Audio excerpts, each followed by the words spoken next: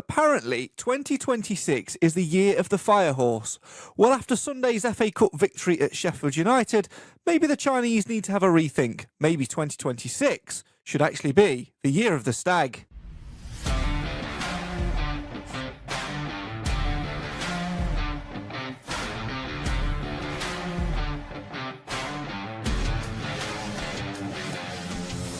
Hear me out. I mean, let's be honest, very few people would have had us down to beat Sheffield United on Sunday in the Emirates FA Cup, let alone at one point be 4-1 up. Alas, the Stags did what the Stags do best. Surprise the lot of us. What an afternoon, what a day. The reward, a trip to Burnley in round 4. We'll talk more about that tonight, but we'll also bring our focus back to the one thing that matters most. League One, as the Stags prepare to welcome Port Vale, who of course are in the new manager bounce stage now as well. Can the Stags get through and deliver me an early birthday present with 3 points on the league table? Let's discuss all of that and much, much more in between. Cup shocks, new signings, returnees and lots more. This is the show for the fans, by the fans. This is the Mansfield Matters Podcast.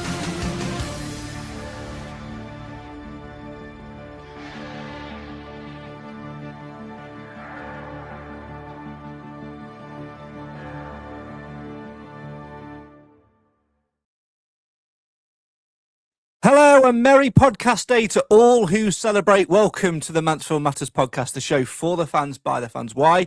Because Mansfield always matters. It's been quite a week to be a Stags fan, hasn't it? A Sunday delight in Sheffield, a Monday night FA Cup draw against a Premier League side, and now focus turns back to all things Sky Bet League One.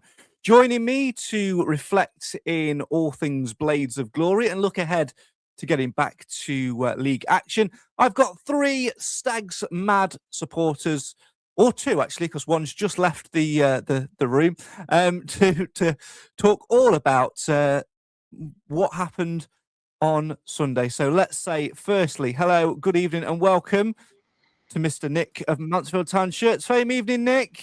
Hello, Craig. Hello, everyone. And hello, good evening, and welcome to a man who still can't take his eyes off the bins. It's Mr. Alan Wilson, a.k.a. The Wrist. Good evening, Craig. Good evening, everybody. We'll explain that one later on. But Cam, it's not what you think. Good evening. I muted myself, sorry. You did. Good evening. Welcome.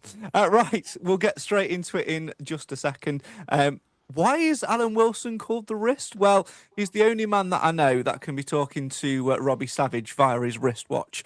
More on that later on in the show. As ever, if you want to get involved with the show, you can do on the live feed comments. Drop us any sort of Stags-related comment, your reaction to Sunday, your reaction to the cup draw, and everything Mansfield Town in between. We'll discuss all of that as the show progresses.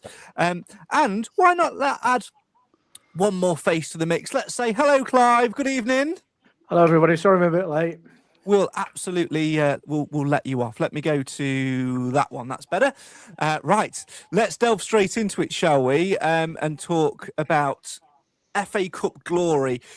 Be honest, Cam. Did you really have that on your bingo card on Sunday that the Stags would beat the Blades? No. I think everybody was hoping that we would, but I think realistically, probably not. It's just you just look at some ties and you're thinking like, oh, I fancy going there, but they've really turned their form around recently since Chris Wilder's gone back in, and you're thinking like, that is not a place that I want to go. And lo and behold, Mansfield do exactly what Mansfield do and surprise everybody. And that away end was unreal. Genuinely one of the best away days that I've had in a very long time. Just the numbers that we took, the atmosphere, and the players rose to the occasion and put on a show, and it was fantastic to watch. Speaking of someone that rose to the occasion, let's talk Alan Wilson, who had to spend 90 minutes on his feet. Have your feet recovered yet, Al? Just about, yeah. Didn't like that bit at all. But other than that, 100% satisfied. I didn't think, I hope that we'd beat them, but I didn't think at 4-1, we'd get that, it to be that easy, as it were. Admitted they pulled 2 back, but I think there was only one team in it after that. We never really looked in trouble, I didn't think, and fair play to them, we did a good job on them, but I do prefer a seat. At 4-1, Nick, you turned around and took a picture of the scoreboard because I don't think we could believe it. Because I think we sort of both said to each other, we celebrated the 4th goal going in, but we both sort of immediately said, yeah, we'll enjoy it whilst it lasts. Yeah, I took the picture in the full knowledge that it would not stay that way for very long. And when it went to 4-2 and then 4-3, I was adamant we were going to lose 5 or 6-4. I just thought this has gone mad, this game. So I did take the picture. Knowing full well as a Mansfield fan of God knows how many years, and we all knew it wasn't going to stay 4-1, was it? I think we're all disappointed how quickly it didn't stay 4-1. But I mean, what a game! What a like Cam said, what an away end to be, and that was some. I think it was just so unexpected. I mean, it was unexpected that we took the lead. It was then unexpected that we then took the lead again, and to come out in that second half, I think we all probably thought, well, they're going to come out with a rollicking, and the game could get away from us, and then. 10 minutes later, we're 4-1 up, and you're thinking, what is going off? Even the guy with the Chesterfield flag put it away. It's like he thought, well, this is sick of this. So it was unbelievable. If you'd have said we were 4-1 up, even the most optimistic, and I have my learned colleague in the yellow, Mr. Wrist, as one of the most optimistic fans. I don't even think Alan, looking at his face at 4-1, was like, what is going off? Any of us had that. No one could have predicted that. No, that's very true. And Clive, I think it's fair to say, Nick mentioned there about, we went in at 2-1 up at half time. We all sort of said to each other at the break that they'll come out fighting in the second half, and we expected a couple of quick goals. We didn't expect them to be right in front of us, though, in the back of the Stags net, did we? No, it was a really good position to see the goals, albeit Alan was flagging a bit, having stood up all that time. But we, the 4-1 was thoroughly deserved. I mean, there were 4 good goals that we scored. And they and the big difference ultimately on the day was our remarkable speedy forward who managed to compete and beat 2 well. I think you're breaking up a little bit. I think you might have to. I'll go out and come back in. Yeah, you might have to. There you go. I'll drop out and come back in. Clive that's a good plan. We've just said that. Cam was talking about Reece Oates. He dropped out and came back in, didn't he? 'Cause he was in fantastic form again. Oh, it is so frustrating that the form that Oates is in at the minute, because this is the Reece Oates that we know and we've loved for such a long time. And I think the frustration is that he's been here for so long and we haven't had this prolonged spell. He's been injured, he's been suspended, and it's coming for a lot of criticism. And I think Nigel has as well for keeping him around when he has been injured.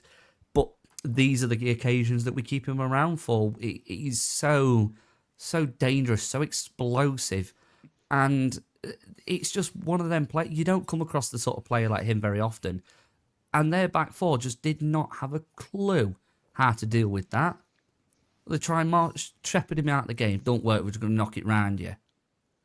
And it's just every time they tried to deal with it, he just powered past them. And I feel sorry for their keeper, to be honest, having to deal with some of his shots, because he's just so explosive. And you could see the goal coming for the first one, because we were just creeping on top. And it's all down to that fight and that hunger that Oatesy's got, and just how electric he is when he's on the pitch. Yeah, he was absolutely thunderous. And I think one of the best things for me, Clive, was probably his run for Lucas Aiken's goal. You know, he picks it up pretty much on the halfway line, 2 or 3 strides, and he's on the edge of the box. And he's got a couple of options. And as he drives in, we're sort of looking at each other and we're thinking he's probably going to try and drill this into the back of into the bottom corner across underneath the keeper. But he unselfishly squares it to Aikens, who scores a relative tap-in, really. And I think that typifies Reece Oates, doesn't it? The change Reece Oates. It's not all about the name on the back of the shirt as much now. It's more about the badge on the front. Rhys Oates is a better, more intelligent player than he was before he had his injuries. So if anything good's come out of it, it's that. He seems to have got back to his raw pace, but he's not as raw a player. He's a bit more intelligent. I think he's still goal hungry. He'll still fire when he's given the opportunity to, and he did a couple of early shots from angles at the keeper that keeper managed to deal with. But I think he's astute enough now to recognise there are talented players around him. And, Lucas is perfectly good at finishing opportunities like the one presented to him by Rhys Oates. Yeah, I think another positive to take from Sunday, Nick, was the way in which we just sort of not necessarily sat back, but we were good enough to sort of understand when to soak up the pressure, to try and keep it tight where we could. And as much as we, praise the forward line and Rhys Oates' powerful running, obviously the sublime strikes from Lewis Reed.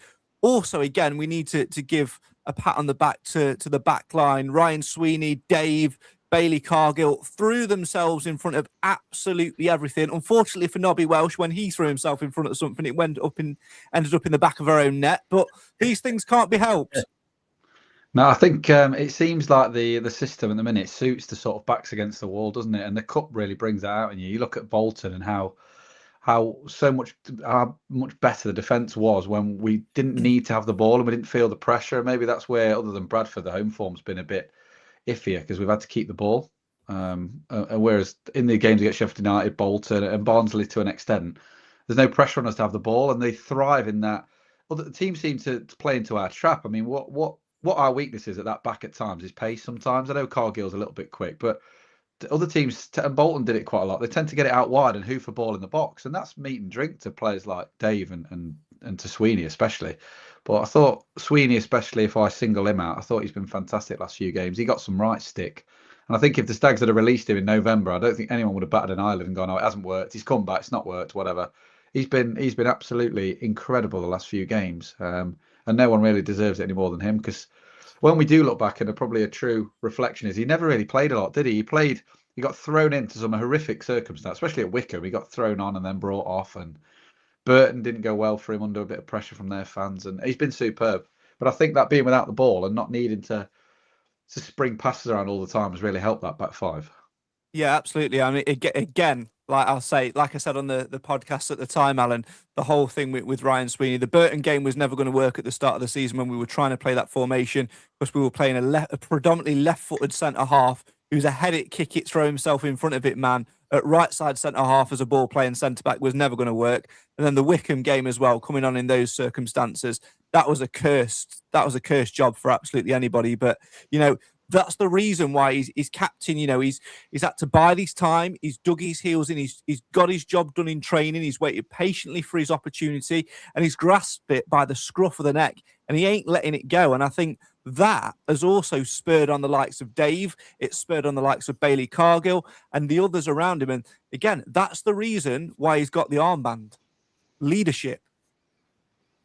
Yeah, sorry, Craig. Fair play to him. We've all said that, it didn't seem to be like the Ryan Sweeney of old, but we've said that about other players. Oh, the back. Have Alan and Clive been talking? That was a bit strange. I know. We lost it now. I'm thinking the same thing. I'm thinking that Alan and Clive had got a broadband bill from Jim's internet. That was a bit strange, wasn't it? My internet company. Are you all right, Val? Are you fair all play right? to Ryan Sweeney, like we said. The position. Yeah. Didn't you hear any of that? Because everybody disappeared off my screen apart from Cam. You poor soul. Oh, no.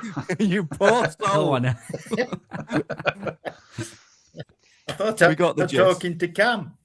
We got the gist. It's all good. Let's talk about some of the negatives in the game. I mean, there weren't too many negatives, to be fair, Nick. However, the 3 goals we conceded, albeit, 3 different strikes against, championship better opposition like Nigel Clough kept on emphasising in his post-match interviews and his interviews since. 3 goals which should have been avoided, really. Should have closed down quicker for the first one. The second one from the set piece, I don't care who it's against, is inexcusable. You've got to be picking up the spare man. The third one I can excuse a little bit because it's Nobby Welsh and it sort of hit him, and he's trying his best to be a footballer, isn't he? Yeah, I think the first one I'll give it. They should have closed him down, but probably in League One that doesn't fly in the top corner, does it? You've got to give. I mean, I don't know how much they paid for that guy, but it's got to be in the millions because they got him from Coventry, didn't they? So he's a very, very good player. But yeah, we should have closed him down. The corners worried me. We looked really ropey from corners, I thought, on Sunday. I think every time they got a corner, we all went, "Oh God, this is how they're going to score." Which I suppose is a positive in one way, that they didn't look like scoring from open play. I didn't think it seemed to be more the corners and the throw-ins that they seemed to be more worried about. But their third goal, we just weren't awake, were we? They scored one and they scored another one with a couple of minutes later. We were just half asleep, and we were very. I think all of us. There wasn't many in that ground who didn't think it was going to go 4-4. I don't care what anyone thinks. There was a lot. I think there was a lot of thoughts then it was going to go 4-4. So credit to them afterwards. I thought we were really solid after that. To be fair, but yeah, again, we were just all over. I mean, what Mariah Welsh is doing in the centre back position, I don't know. I don't know how he ended up there, but yeah, we were just a bit all over the place. They didn't wake up, and the only thing I will criticise Clough for, and I think a lot of us said it, was we made subs too late. I thought. And I'm not an expert. I'm not a manager. And in the end, we won. So who am I to judge Nigel Clough? But it felt in the game that we needed to make a sub earlier. They made subs that changed the game. I'm not suggesting who should or shouldn't have come off, but we should definitely have made subs earlier, I thought we were flagging. And I know he said at Bolton, well, the guys on the pitch who have earned the points should protect it. And I get that, but it was a cup game. And I didn't feel like we needed to put a few players at risk. And maybe legs contributed, I thought, definitely to the third goal, where we were just a bit all over the place. There were players running on empty. Yeah, I do feel, Clive, that had we played another maybe 5-10 minutes, we would have run out of legs and they may have got it back. But I think that just shows what Mansfield knew they needed to do in that game, which was whenever they got forward on the counter-attack, put the chance away. You're muted. Oh, you're muted. You've muted yourself. Is that better? That's better. Yeah, I was saying the manager has a choice to make. Does he leave the team on there that are doing quite well and the spirit's right to bring subs on earlier, or does he leave it a bit longer? I think if it had been a game on Tuesday evening, he'd have made the subs earlier because they were running low on energy, and I think that would have carried over onto Tuesday. So I think we got away with it, and as Nick says, none of us are experts. You have to trust in the manager, and to get to the run of consecutive wins we've had, under the circumstances we've had to win them, he's not there to be criticised at the moment. Yeah, absolutely. Keep your comments coming in and have your say on your team. I'm going to brandish some yellow cards in a little while to some people in the chat. I'll come and have a little rant about that later on. Matt says we wouldn't have had Oates if he was never injured. He's in great form this season. Marie says starting to see the Oates of old, protect him at all costs. Just wish Clough would leave him up when we're defending a corner. Sometimes I think his pace can allow us to get out a little bit quicker, so I can see why he doesn't. It reminds me a little bit of Danny Rose when we're defending. He can get up and win headers, and wouldn't surprise me in a couple of seasons when he's still clinging on and we're short on a centre back to sort of see him chucked there, because he can do it. He can defend relatively well, and obviously we've got a little bit more support for him now in terms of the incoming transfers. However, before we talk transfers and start dishing out yellow cards, let's talk about the reward for the Sheffield United victory, Nick, and that is, of course, an away trip to a Premier League stadium. We're off to Turf Moor. Happy place for the Bank of Dave derby. It's Burnley away. What do you make of it? Well, it begins with a B, so that's a good start. After the Blades, Bradford, Barnsley and Bolton, so that's a good start, isn't it? I can't go, so I was hoping for a bad draw, and I don't mind admitting that. I was hoping you all got Macclesfield at home, and I'll say that out loud. If I'd got Man United, I'd have been sick. I would have been on here today. I've been it. Well, you'd been in the divorce courts, wouldn't you? You'd have been the solicitors up going, I need to divorce the wife. Who books an holiday mid-season? I need to get to Burnley. Get me to Burnley. I think it's a good draw. I know there was maybe a bit of initial disappointment from some, but I'm happy with the Premier League team away. you get a 1 in whatever, you've got, I don't know what the chance of getting a Premier League team was in the draw, but less than 50%. And we got one away from home. So I don't think the attendance is going to be great because they only got 8,000 against Millwall, didn't they? And we're not as excited, as bad as that sounds, as Millwall. But we might take more away fans, I suppose. I think it'll be a big allocation. It's a ground that we've not been to, don't quote me, since probably 92, 93, something like that, probably, when we last played Burnley in the league. So it's a nice chance for people who have been going for 30 odd years to see them for the first time, to tick off Burnley. So yeah, and again, Premier League players, isn't it? They've got some good players, so be a good game. You mentioned in your comment there, Nick, that some people weren't massively happy at the draw, and I was looking at Cam when you said that. Yeah.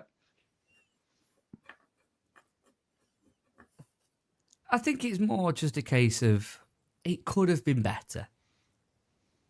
It could have been City and we could have conceded 10 like Exeter did at the weekend, which anybody would have wanted. But it is just a little bit disappointing sometimes. You get first time in 18 years we've been at this stage and it's Burnley away. And it's like they thrashed Millwall, who were in the division above us, 5-1 in the previous round. So the likelihood of us getting tonked as well is quite high, and it's a ground that we've not been to for a very long time. But it could have been City, Arsenal, Chelsea, Villa, Port Vale.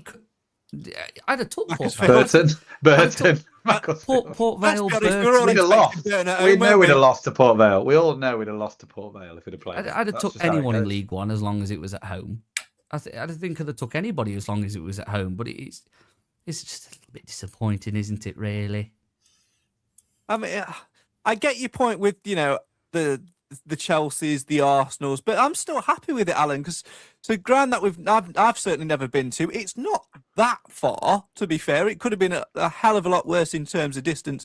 And you never know, the one thing which Millwall haven't got is Rhys Oates. One thing Millwall haven't got is Dave. One thing Millwall haven't got is little Nobby Welsh. These heroes can step up. Or Liam Roberts. 1 minute, Clive. If need be. No, I was quite pleased with the draw, I must admit. I'm looking forward to going, providing I can get a ticket. I don't think there'll be too many problems with tickets. I'm hoping that, that there's a lot of people saying, 2.5, 3, 3.5. I think they ought to sell as many as they can. Clive, you were going to say there, sorry. When you're talking about what Millwall haven't got, they haven't got their keeper because we've got him. Yeah. Yeah. I That's did very, say- very true. I think it's a decent draw. It's not the best in the world, but it's a long, long way from being one of the worst. And if we're going to be away from home, let's have a 2-hour drive rather than an awkward cross-London trip. I think we have a chance of getting something from the game. It depends what they choose to put out and how much importance they attach to this cup competition in a season when they're fighting against relegation. I think it'll be an interesting one. Yeah, it certainly sets it up to be an interesting one. If we can maybe get another couple of wins as well, we might scare them a little bit. Well, we'll see what happens. It's a free shot, but like Simon in the comments says, Nick, we've had 2 Premier League teams this season, 2 grounds that we've not been to. Burnley need to focus on the league. You never know what might happen. We never expected to beat Sheffield United or even be in round 4 anyway. So all we can do is go there and go there with the same expectation as what we have in every single game, and that is to come away with it with no injuries without massively embarrassing ourselves. And I don't think under Clough we'll ever do that. No, probably not. I think the thing with Mansfield is, and Burnley, I mean, Millwall to me are only, 6-7 league positions below Burnley if you continue the league down. Yeah. So I think they probably took that a lot more seriously than they will take Mansfield, with all due respect to ourselves. So therefore, probably 2, 3, 4 more players might not play.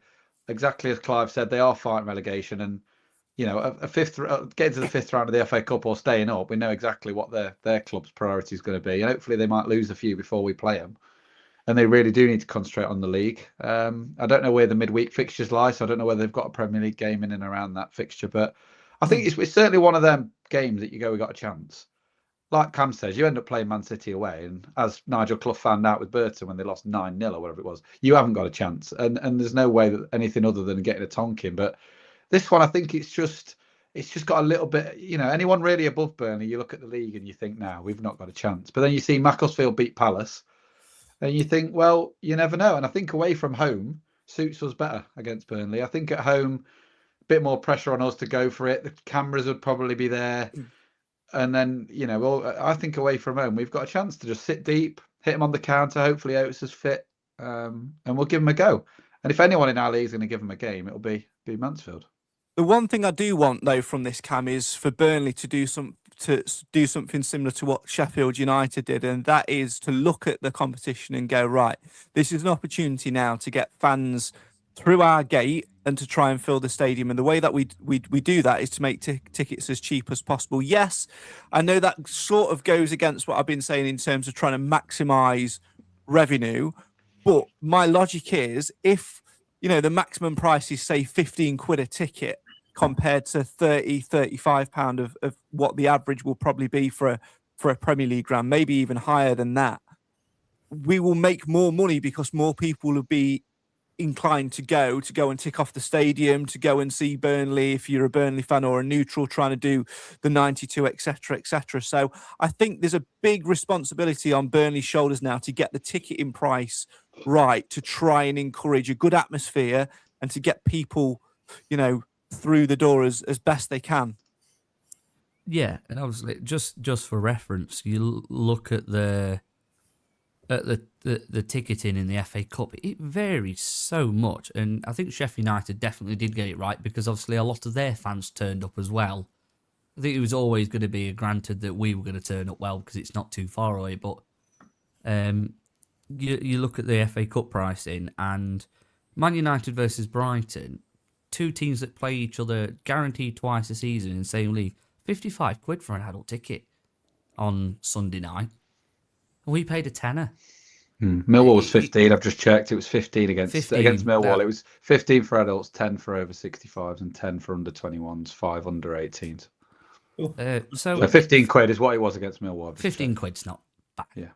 For a cup, I don't think that's too bad. And like you said, it's not too far away. It's ground that we've not been to for a while. So, like you said, it is literally just getting bums on seats at this point of the competition for Premier League teams a lot of the time because they kind of expect they're going to win.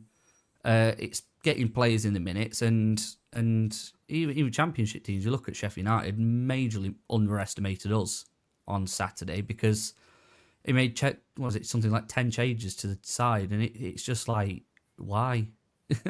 Because then that's the sort of thing that doesn't happen, and you've got fans saying like, oh yeah, we only played a second string team, we're not bothered about losing to Mansfield. It's like, it's the FA Cup.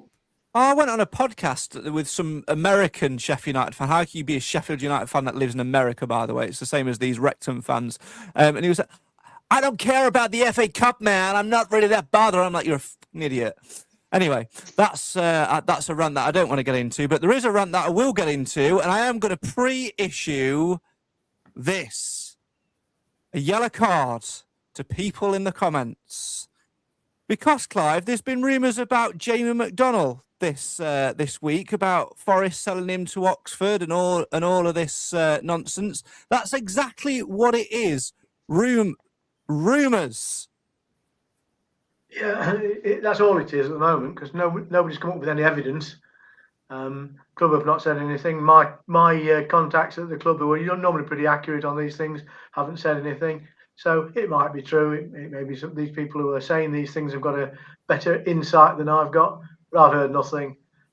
There's some logic in it. I mean, the lad's at a point in his career where he will need, I think, to move away from Forest to develop his career. And if you're going to develop it away from his host team, maybe the highest team available on the market might be someone like an Oxford. I don't know. But I mean, at the same time, if he's for sale, it's not beyond the realms of possibility, given the cup run we're having, that we can't afford to buy him.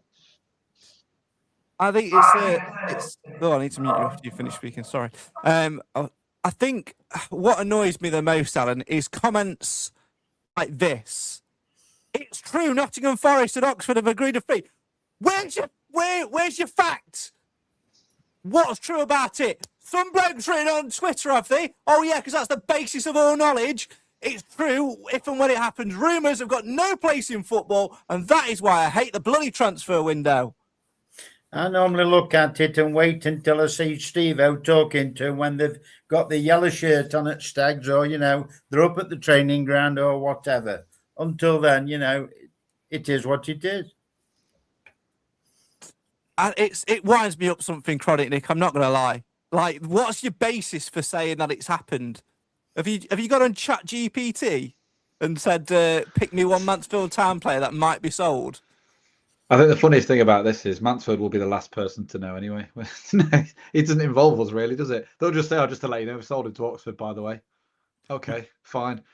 It is what it is. I think you just plough on regardless. Clough and the club, I guess, have got good enough relations with Forest to get an inkling maybe at some point. But it is what it is, and we have to deal with it. The only hope is that we know in advance that we can sort something out if we need to. But at the end of the day, he isn't our player. He's by far and away better and probably worth more than the entire Mansfield Town squad put together. So I would not be surprised if he left. But rumours are what they are, aren't they? They keep people busy when they're at work and they're on the phone for 10 minutes, don't they? It's something for folks to stick in a WhatsApp chat. That's what rumours are. And the amount of times we've heard rumours. I mean, I'm trying to think of John Akindi. How many times was he spotted outside Luke the Beckett. I've seen him at Sainsbury's this morning. He's Luke signing. Beckett. You know what? Yeah. Luke Beckett is the worst one when I was a kid. Luke Beckett must have signed Luke for Beckett, us Kindy. 17 times. Yeah. And I've had personal experience from knowing a player who was in had a club medical and then got an offer from another club, packed his stuff. I won't mention that his agent was Jake Spate, and he drove off because my dad knows his, and he was at the club. Yeah, all right, I'll sign. Oh no, sorry, I've had another offer. I'll turn around.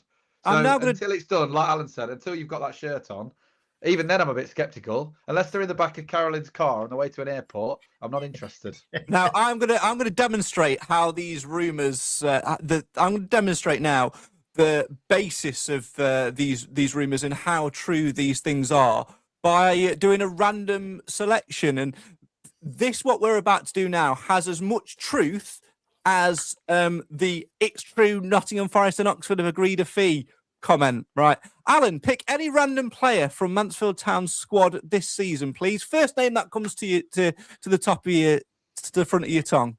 Reece Oates. Clive, pick me one Football League team from any of the 72 Football League sides, please. Leicester City. Cam, pick me a numerical value somewhere between 0 and 1 billion. A billion. Nick, pick me a contract length, please, anywhere between 6 months and 4 years. 17 months. So, Reece Oates is about to sign for Leicester City on a 17-month contract for £1 billion. That's as true as the stupid comments about everything. See, there you go. Leicester City have made a have you seen that? Have you seen that? That's live. He knows. I'll tell you what, I know him. Breaking news, people. Leicester City have made a £1 million plus offer for Reece Oates on a 17. He's got contacts. He has got contacts, Clive. He's got, yeah. We've all got contacts. We've all snooped outside Sainsbury's. Pack it in. Absolutely. Do you know what? They've been talking about banning Twitter in the news over the last few days or so. I'm all for it. If it stops this absolute nonsense of all these rumours, I'm all for it. Bring back the days, Cam. Oh, you won't remember. You're far too young. Bring back the days, Nick, of knowing a signing was going to get announced when it came on the radio. You'd listen. Or when Alan read it out. Yeah, or when Alan read it out. Who's that? Who's this Richard Paquette fella? Who's Lauren De Jaffo? Where's he come from? Unbelievable stuff. Marie, I miss you and you. I'm sorry, Marie. I've got to issue you this. This is an absolute disgrace. I heard rumours you all watch Love Island. Reckon that's true. You can pack that in right now. I don't watch Love Island. I don't watch Love Island. I watch Hollyoaks. You can pack it right in. Marie's a little minx. Is that a rumour? Hey, slanderous. Mansfield Matters take no whatever the official. It says it at the bottom wording there. is. Yeah, read that. Oh dear, oh dear, oh dear. Oh dear. Right, let's move on and talk about actual transfer business. That's actually true. The stuff that has actually happened, and that is this week. That, of course, prior to the FA Cup game, the Stags did make 3 signings, and we got to see 2 of them in action on Sunday. Al, what did you make of John Russell and Big Vic, aka Sticky Vicky? And we'll come on to why that's a nickname in a minute. You mean Adibie, Joe? Yeah, they were very good. I thought he held the ball up incredibly well, and he cut at least 10 minutes off Newcastle, Southampton. I didn't get right. It's Newport all over again. Two goes. Sheffield United's team. It was the perfect foil, I thought, and he did really well to say he hasn't come on, and the other lad didn't look out of place either. I thought, they looked 2 good signings, and I can understand why Nigel left the young lad off, because, experience in that type of environment, for them to have been there and done it before, the young lad hasn't. His turn will come.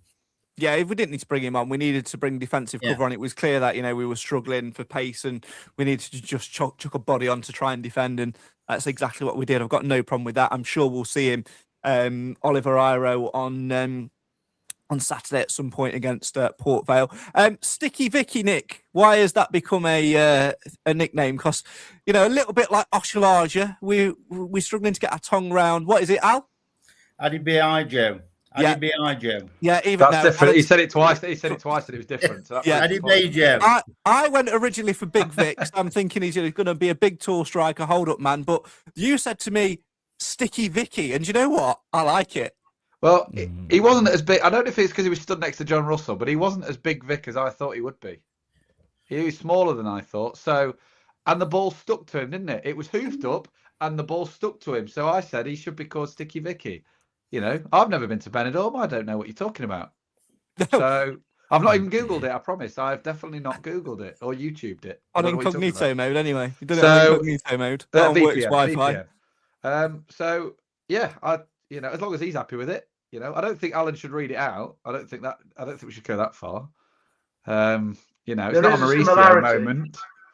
Sticky-O Vicky, you can't do that. But as a Mansfield Matters thing, I'm happy. I'm down for it. He might not be. Down Goal scorer for the Stags, Mansfield Town's number 19, Sticky Vicky.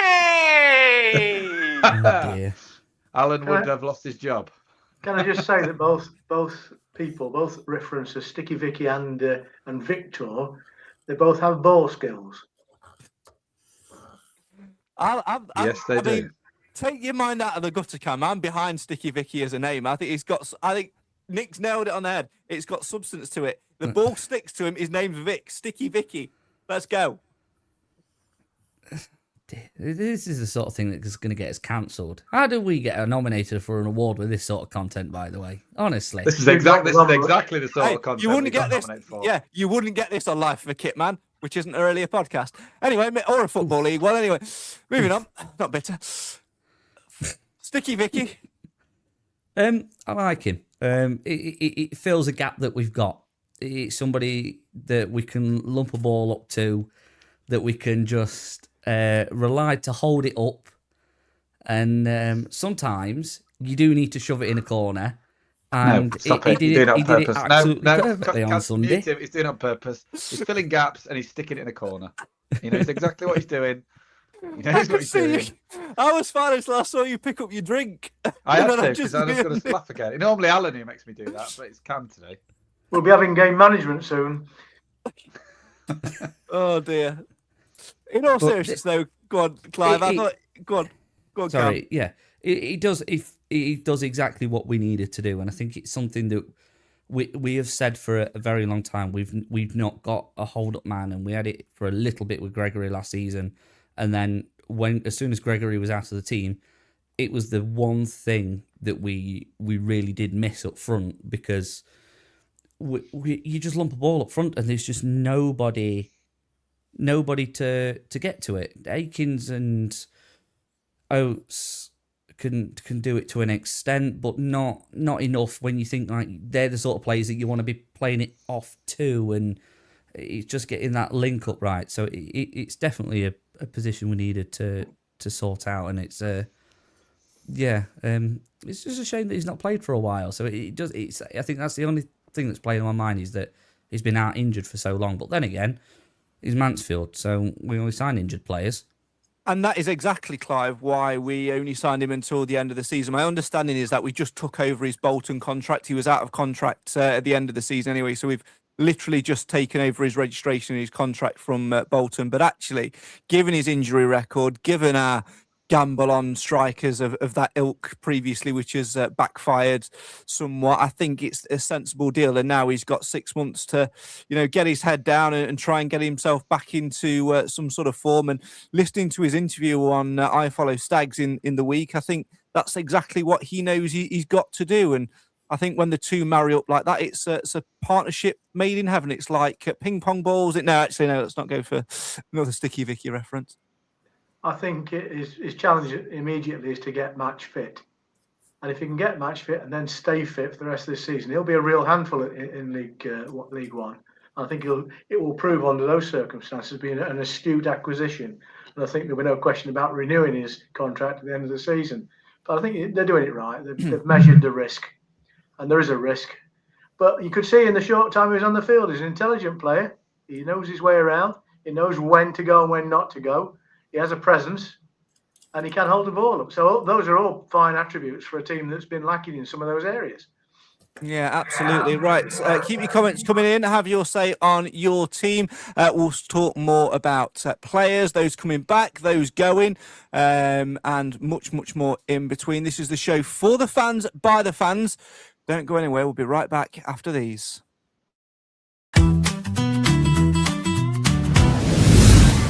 Protect what matters most with Actifire Limited, your trusted local fire safety experts in Nottinghamshire. Proud sponsors of the Mansfield Matters Podcast. From fire extinguishers and alarms to emergency lighting, pat testing and risk assessments, they've got everything you need for your business to stay safe. Affordable, reliable, professional. Because when it comes to fire protection, there's no room for compromise. Call Actifire Limited today or visit actifire.co.uk. Be ready, be safe, act now. Actifire Limited, proud sponsors of the Mansfield Matters Podcast. We're the Mansfield Matters crew, making podcasts just for you. Some show up, some disappear, but the Stags bring us all here. Through the ups and downs we stay, talking Mansfield Town every day. You're back with the show for the fans, by the fans. Why? Because Mansfield always matters. And to further prove my point from earlier on, Mark in the comments has clearly just either logged onto the show or missed a little bit of it earlier on. We were talking about stupid rumours coming together. It says, Oates to Leicester, who's been sniffing glue? Exactly my point, that you can make up absolute nonsense in January and people may or may not believe it. So there you go. Right, we've got plenty more to talk about as the show goes on this evening, and we will continue to do that. We'll have Clive and Cam back with us in just a second, but for now, Alan and Nick are still with us. And as much as we've been talking about incomings, and Clive's back now as well, so let's get Clive back into the show. As much as we've been talking about incomings over the last couple of weeks or so, there's been some outgoings too, and that first and foremost, Clive, has been one of the three Nottingham Forest loanees has gone back to his parent club this week, and that is of course Kyle McAdam. Bit of a frustrating loan spell from him. I feel like he was always going to be a bit part player. What's just fallen down there? Okay, cool. Nearly something just fell on my head. He's always been a bit of a bit part player for us, and to be honest, it's not really a shock to see him return to the City ground. No, he's not really proved himself a great deal with us. I know he's had limited opportunity, and he must be disappointed to have got the knock when he got it, but he came full of expectation. Well, we expected him to do better than he was able to do.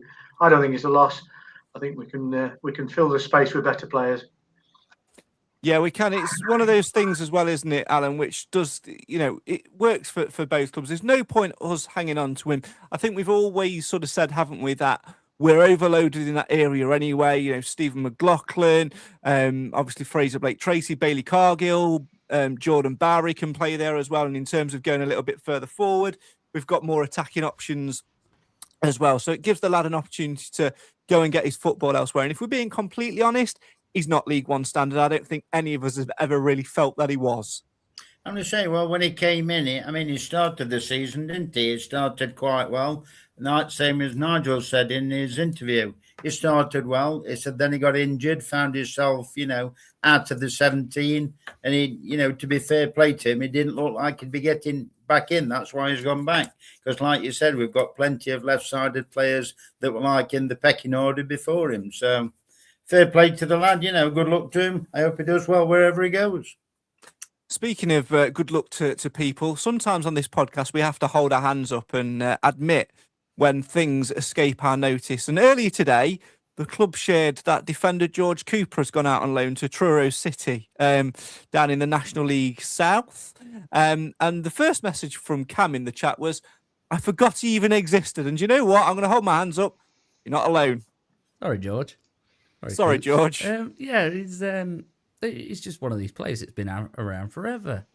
I think he's actually in the National League. Truro in the National League now. But I apologise. I think they've also just signed Jack Stretton, formerly of Stockport as well. So I think they're throwing a bit of money at it, trying to stay up. But it's a good move. It's back into the National League, and it's that step up that he's needed, and hopefully it goes well for him. But yeah, it's really bad that we forgot he existed. But I think we kind of just forgot that he was with us. I thought he was out on loan somewhere else already.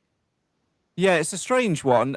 But at 23, Nicky, you almost feel like, he's probably not going to break through to the Stags first team anymore, because it's a shame, because when he played in previous seasons in the Pizza Cup or whatever it was called back in that day, he showed a little bit of potential, but we've just got so many quality defenders ahead of him. He feels like another one that's going to slip through the net. Yeah, I think he scored. Did he score against Burton when we went, Clive, on that Tuesday night? I think he did, didn't he? I think he scored. Oh, sorry, you're on mute. Yeah, I think he did score. Yeah, I don't think he's going to make it, is he? I think we've gone through enough centre-back crises that he's never featured. And at the point now where we have more centre-backs than any other position, it ain't happening, is it? I'm still of the belief that, unfortunately, if you haven't made it by 18, 19 in a particular club, it ain't happening. And we've hung on to a number of young players probably a few years longer than we probably should have. And I think for George particularly, probably needs to hopefully benefit from a good off season at Truro. And let's be realistic, he's not jumping from the National League to League One next season for us. He's not going to play for us, is he? He could have a worldie of a season. It's just not happening. So I would imagine he would probably be off in the summer. I would imagine. All we can do now, Clive, is do what we've done, which is send him out on loan, give him the best opportunity to put himself in the shop window. And even though we'll probably let him go for absolutely nothing, at least we've given him an opportunity to prolong his footballing career in whatever way, shape, or form that may be. Yeah, everybody has to find a level to transition from being a young player into a seasoned player. He's in that phase now where he should be a seasoned player. He didn't get any pitch time, or hardly any pitch time in League Two. So what chance was he going to have in League One? He was obviously going to be very limited. When I did see him play, and he played in the TikTok Cup and all the various things, he was an accomplished player. And I think he captained on a couple of occasions, I think. Good luck to him. He needs football. And if the southernmost team in the National League pyramid is the place to be, well, great. I hope it's a good summer for him. And if as a result of working down there for half a season, he then gets an opportunity to come back into the league at a level suitable for his talents, then great. Well, superbly put. And to be fair as well, there's worse places in the world to go and live and earn your living for a little bit. 6 months in Cornwall? Absolutely, yes, please. Alan, let's talk about those who are available for us, because we're starting to turn the corner a little bit in terms of returnees as well. Obviously, over the Christmas period, Luke Bolton popped his head over the parapet, and now it seems like we're getting one or two more back close as well. I think Regan Hendry's probably the closest to returning. Oh, I need to unmute you. Sorry, hang on a second. There we go. Sorry, I muted you because you were having a little chat with the wife. Sorry, she wondered where a cup of tea was. Well, I think that's a very good question. And after you've answered this, after I've answered this, I'll make one.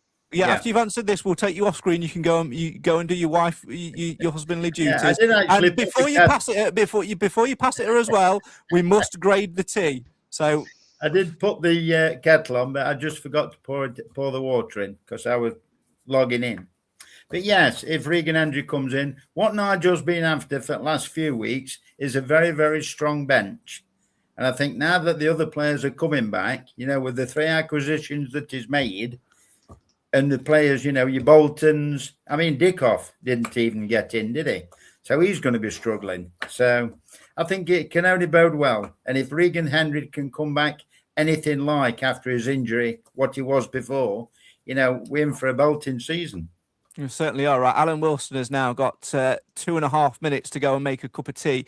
When he comes back, we will be grading that cup of tea, because before he gives it to the lovely Mrs. Wilson, we will be getting him to show us the tea, and we'll be grading it on milk colour, strength of tea, and we'll be getting reports from Mrs. Wilson live on the show as well, from the background. God bless her. He did mention Max Dickoff there, Clive, did Alan, and I think we need to also look after him now, because with the players that we've got coming back, as much as we don't want to leave ourselves too short in terms of players being unavailable or out on loan when it comes to the end of the season with games coming thick and fast, I think Max Dickoff is probably one that we could afford to let to go out to a League Two side or a League One, a non-league outfit, sorry. Yeah, I think in looking at the squad as a whole, I think Max is probably the least valuable player we've got in terms of usefulness. I like the lad. I think he's got a raw pace about him, and I think he deserves to get more pitch time than he's getting at Field Mill. But when you look at our squad, when they're all available, he's going to be at best a fringe participant.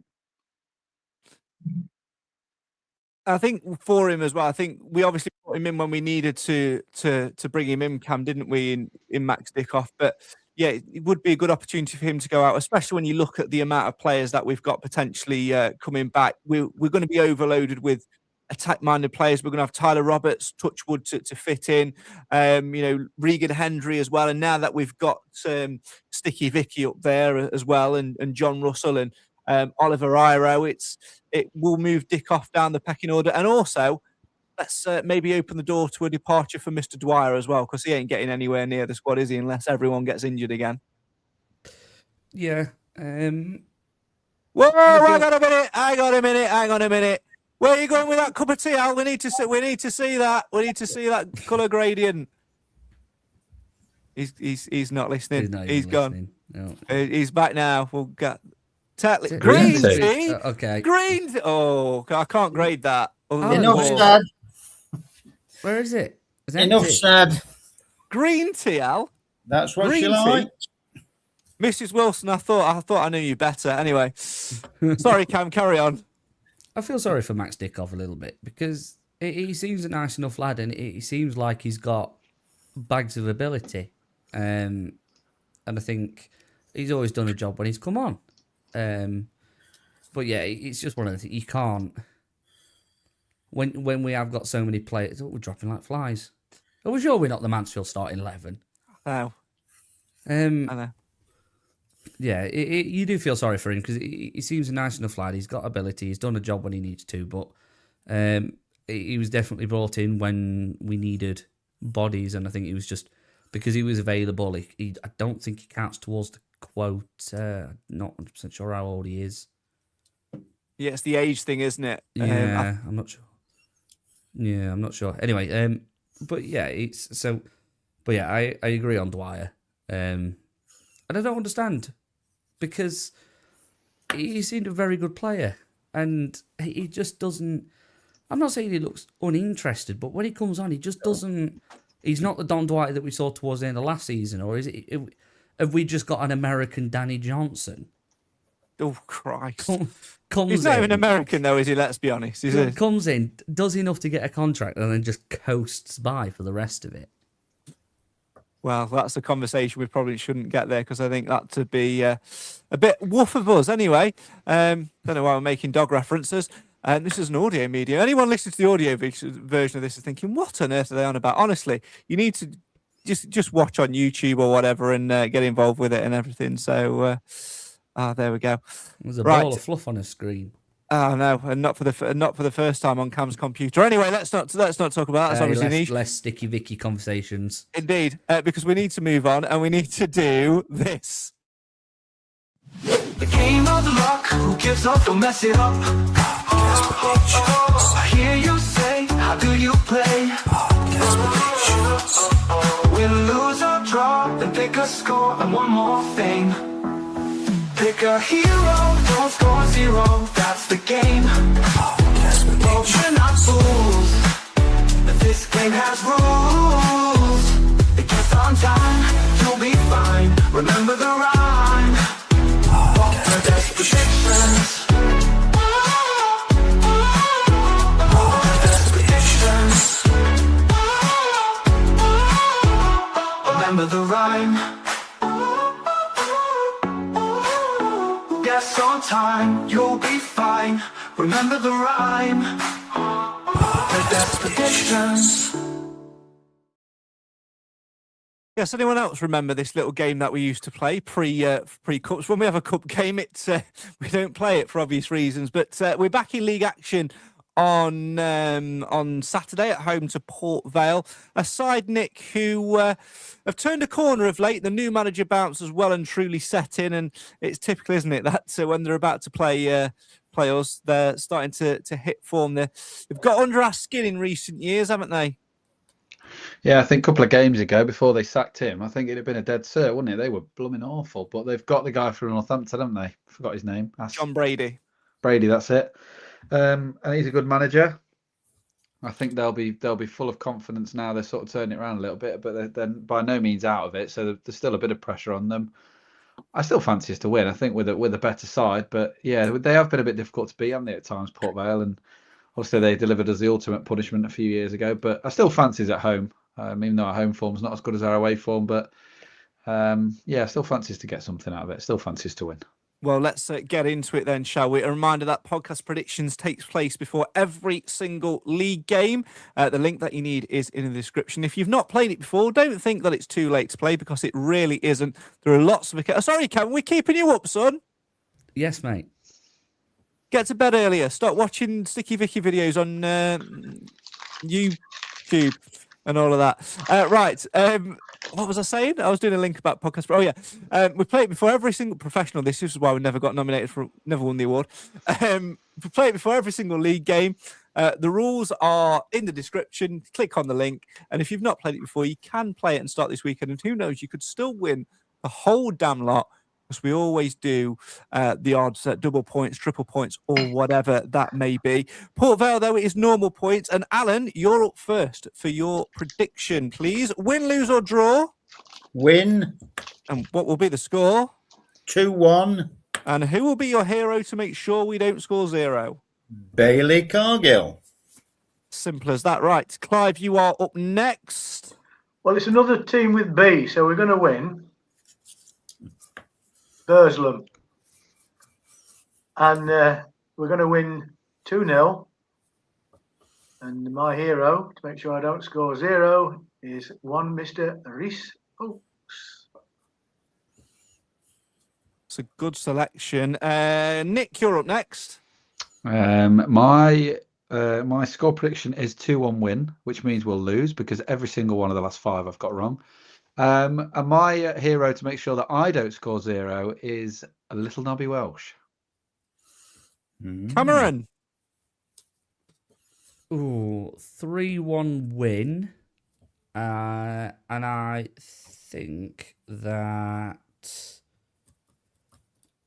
Ooh. It's not hard, son. Just pick a player.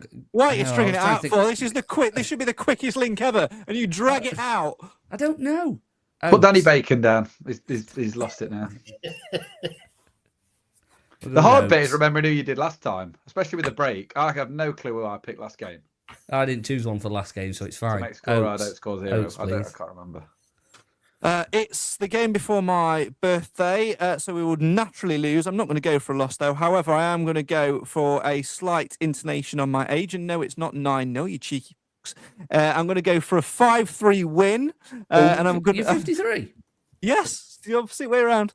Yes, and I'm going to go for the hero to make sure I don't score 0. I'm going to go for my mate, Dave. If you want to play along with podcast predictions, you can do so via the link in the description. Now, on Sunday in Sheffield, not only was Alan Wilson speaking through his wrist to Robbie Savage, more on that at the end of the show, he was also wandering the streets of Sheffield, trying to grab hold of bins again. So it's time for this.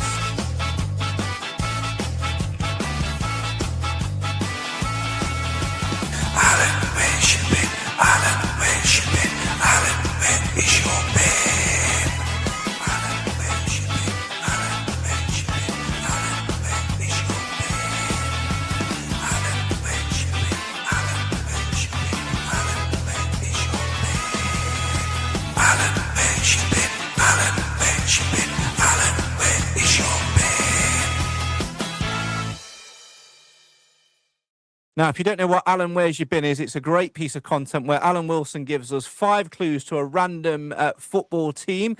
If we get it correct after the first clue, it's 5 points, then 4 and 3, and so on and so on. We all take it in turns to guess after each clue, and whoever gets it right on said clue will win that amount of points. So far, I'm in the lead in this feature with 7 points. Nick is in second place with 4 points, and Jim is on 2 points. Everyone else is yet to score. So let's find out who will get some points and where Alan has been this week. Alan Wilson, take it away. Question number 1. The ground capacity of this club is 11,300. Okay. Alan, you can pick who you want to guess first. We all have a guess after each question. So, Alan, you tell us who you want to guess first. Oh, sorry. Craig. I'll go Coventry City. No, Cam. Colchester United. No, Nick. Stockport County. No, Clive. Can I eat it? Oh, that's a different quiz. Sorry. Is it wet? Oh dear. Stop it. I'm going to go for Port Vale. No. Question number 2.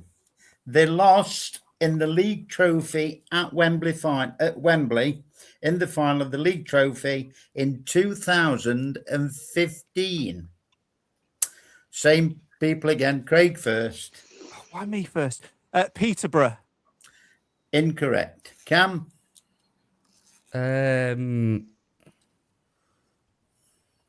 Tamworth. No. The Tamworth League team. Club. I don't know. League team. Okay. All right. Okay. Walsall. Correct. You can't have that. No. He said Tamworth in the first place, didn't he? I've got a guess though, Alan. I've got a guess. It's Cam. my turn next. Is it Wigan? No, that's spoiled Walsall. it, Cam. Oh. Yes, it was Warsaw. Well, I can. That was great content, lads. It was great content. Thanks, Right, Cam. play the for jingle. ruining- Play the jingle. Thanks, Cam, Thanks, for Cam. ruining that perfect bit of content. Nobody scores at any points. Cheers, Cam. I couldn't carry it on, Cam, because I'd have been lying. The third one would have been interesting with the anagram. Socket made bust. Well, That don't spell Warsaw. What's wrong with you? That's where they play. The Bescott Stadium. Is it Warsaw? Bescott Stadium. Yes, got it right. is it jingle? I think it is.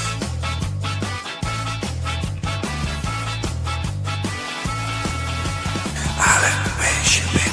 Alan, where's you been? Alan, where is your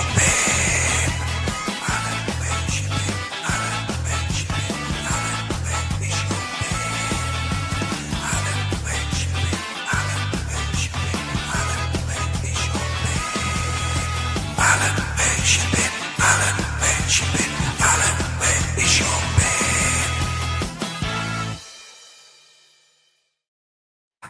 can always Cheers, rely on Cam. Cam. You can always rely on Cam, can't you, to mess things up for us? Oh dear, oh dear, oh dear, oh dear. I don't know what to say. Honestly, do not know what to say when it comes to that boy. Other than, well, seeing as he's ruined one feature, let's let him ruin another. Content loading. Selecting game. Game selected.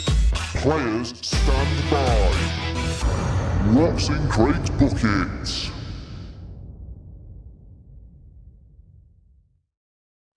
We're going to play a different version of What's in Craig's bucket this time round because I've realised that I don't actually have a bucket to use. So we're going to play What's in Craig's desk drawer. So I've randomly selected from my desk drawer. I have it in front of me on the desk, and all you have to do is same rules of the usual game is guess what it is. You have 3 questions each. I can only answer yes, no, or maybe. And can we have a live jingle, please, Craig? Can you do the voice changer and do a live What's in Craig's desk drawer, please? Maybe a high pitched one this time, because it's the opposite, isn't it? It's not a bucket. You can't have the same. It's got to be something slightly. What's in Craig's drawer? What's in Craig's drawer? Tell me what's in Craig's drawer. Yes. No, that is the content we need. That is what we something with your voice though? That's just normal. What's in Craig's? Right then, so who's I'm sorry, I need to turn that off. Press on. Right. The order is going to be as follows: Cam, Alan, Clive, then Nick. You've got 3 questions each. What's in Craig's drawer? Can only answer yes, no, or maybe. I'll give you a steer in the right direction. Let's go, Cam. Is it edible? No. Could it fit in your pocket? Yes. Is it me next? Yeah. Did you say No, me Clive. then? Oh, Clive. Clive, then Nick. Could I find this at the Bescott Stadium? I wouldn't. There would be plenty of these at the Bescott Stadium, especially if one had a yes. If I say what I was going to say, I'd give it away. So So it's a yes. Okay. yes is the answer. Is this considered an item of stationery? No, but you could use it as an item of stationery if you needed to. Cam? What? Time up. Yeah, I agree. I'm stumped. Tamworth. Yeah, not far.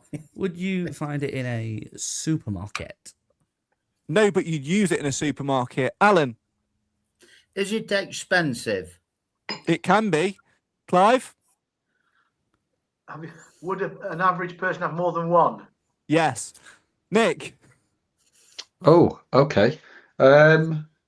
Would I need it in order to go into the supermarket and come out with what I wanted? Yes. It's a trolley. Cam, last round of questions. It's a cashier. He's got a cashier in there, hasn't he? He's got cashier number 6 in there. He's got Doris from Home Bargains in his desk drawer. Cashier number 4, please.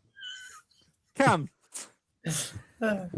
If you were to go to a shop, would you accidentally pull it out your pocket thinking it is of monetary value? I mean, you've stumped yourself there. Accidentally pull it out your pocket. If you put it out your pocket, would you mistake it for something of monetary value? I'm gonna say no, but I'm not. I'll give you the answer as to why I'm saying no later. Why have I just gone full screen? Anyway, right, Alan. Is it black? This one isn't, but you can get black ones. Right. Clive? Are we ready to guess yet? No. No. Last question. I'm buying a helicopter on Sunday. Could I use mine for that purpose? There'd be a limit on it, but yes. You couldn't use this particular one because there wouldn't be enough to purchase that helicopter on it. But there you go. Nick? I think I might know the answer, but if the One Call Stadium was in its current state of, could I purchase a sausage roll with it? Yes, you could. You could purchase a sausage roll with it, and plenty have been. I love how 3 people on this panel know exactly what it is, and Cam hasn't got a clue what it is. So could you tell me, please? What's in Craig's drawer? What's in Craig's drawer? What item was in Craig's drawer? All right, I couldn't remember what I did the first time round. Cam Felton, what's in Craig's drawer? I thought it was one of those reusable pound coins for like shopping trolleys. Alan Wilson, what's in Craig's drawer? Credit card. Clive, what's in Craig's drawer? A money belt. Nick, what's in Craig's drawer? Because you said limit, I'm going to say credit rather than debit card. So credit card. Oh, if you'd have said debit card, you'd have been absolutely spot on. There is a debit card in Craig's drawer. Quick, Nicky's details. That's why I've got my finger over the numbers, you absolute moron. Oh, Get it, is that how you right, paid yeah. for bowling? Also, do you know why it's in my drawer? Because it expired last month. So even if you need my details, it wouldn't work, would it? Do you think I'd just show people my debit card? What sort of... Do you think I am, you... Do you reckon Oxford will be using one to buy Jamie McDonald? Right. That is almost all that's almost all we've got time for tonight. Before we sign off, obviously we've got to get our focus back into to league action on Saturday afternoon. Alan, is there a danger that we could see after the Lord Mayor's show? No, I don't think so. I think Nigel will distill into all the players, keep the run going. Plus, new lads come in if needed. Nick, Alan mentioned their new lads coming in. Do you expect any of the 3 to be given a starting berth? No, I don't think they'll start, but I can assure you that if we lose one, we will go on a run of losing 4 or 5 consecutively because that's what we do. So let's hope we don't, because that's just how it goes. But no, I don't. What about you? Any thought of there might be a bit of a tumble? We've had a great start to 2026, and at home against Port Vale, that's probably the likely one, isn't it, where we have a little bit of a stumble? Not a chance. If the hone steel of Sheffield United can't beat us, what chance are some old pots? Cam, has Clive got a point that we've had the bees over Christmas, and I suppose technically you could say that Port Vale is actually Burslem. Tamworth. Still hasn't learned his lesson, has he? Still hasn't learned his lesson. Absolutely nobody cares, and I love doing that gag, and I will do that way beyond its death.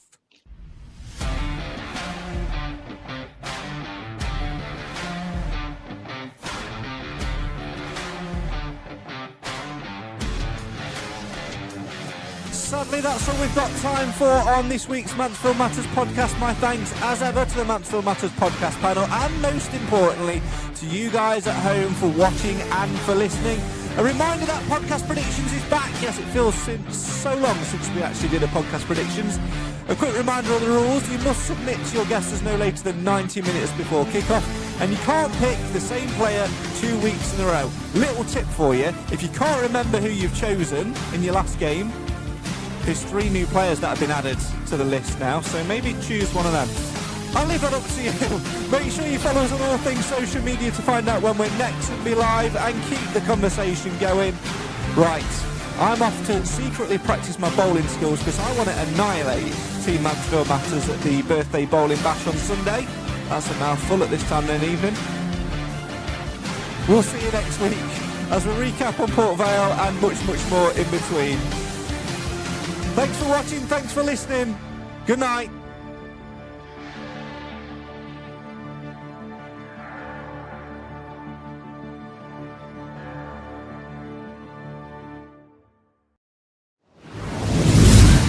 Protect what matters most with Actifire Limited. Your trusted local fire safety experts in Nottinghamshire. Proud sponsors of the Mansfield Matters podcast. From fire extinguishers and alarms to emergency lighting, pat testing and risk assessments, they've got everything you need for your business to stay safe. Affordable, reliable, professional. Because when it comes to fire protection, there's no room for compromise. Call Actifire Limited today or visit actifire.co.uk. Be ready, be safe, act now.